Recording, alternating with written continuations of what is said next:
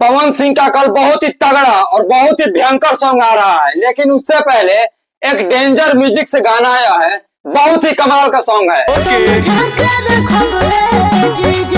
पवन सिंह के मुद्दे पर बाद में बात करेंगे, लेकिन इस सॉन्ग का बात करना जरूरी है, क्योंकि ऐसा ऐसा सॉन्ग भोजपुरी इंडस्ट्री में बहुत कम आता है। गाना का टाइटल है समझा के रखो में जिया जी। तो समझ लो भाई, जब कंपनी का इनाम है डेंजर म्यूजिक, तो गाना समझ लो लोग कितना धांसू हुई। सॉन्ग का वीडियो क्वालिटी का बात कर लिया जाए, एकदम बवाल मस्त कंटाप दबा के क्वालिटी दिया गया है इस गाने में। गाना कहीं से काटने लायक नहीं है, लगन उगन में गाना बजे वाला बा। पहले आइए सॉन्ग को लेकर विशेष बात करते हैं। गाने को लिखे हैं राजू राजा और म्यूजिक दिए हैं विकास यादव।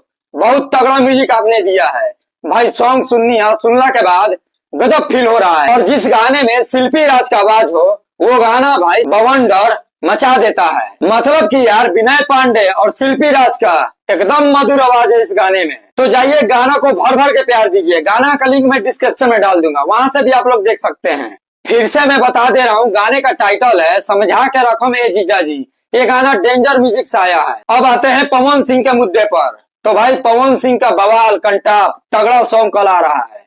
पवन सिंह ने वीडियो बनाकर बताया है प्रियांशु भाई के साथ।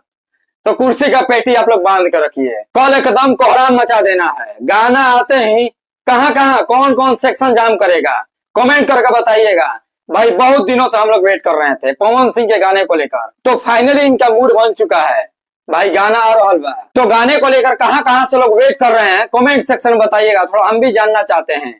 और जो डेंजर म्यूजिक से गाना आया है, बहुत ही तगड़ा गाना बा।